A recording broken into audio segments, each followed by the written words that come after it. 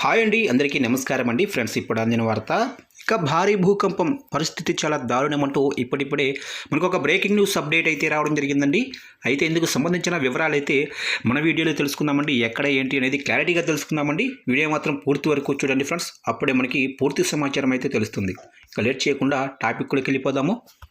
ఇక ఉత్తర భారత్లో భూప్రకంపనలు చోటు చేసుకున్నాయి. ఢిల్లీ, హర్యానాలో భూకంపం సంభవించింది. ఇక రెక్టర్ స్కేలుపై తీవ్రత 2.8గా నమోదైంది. ఇక భూకంప కేంద్రం 5 కిలోమీటర్ల లోతులో చోటు చేసుకుంది. హర్యానాలోని సోనీపట్లోనూ భూప్రకంపనలు జరిగాయి.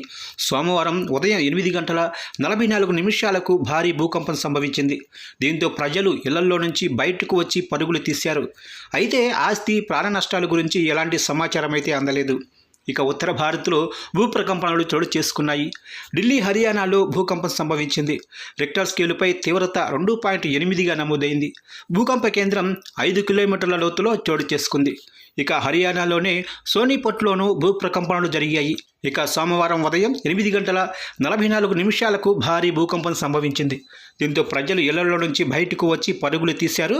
అయితే ఆస్తి, ప్రాణ నష్టాల గురించి ఇంకా ఎలాంటి సమాచారం అయితే అందలేదు.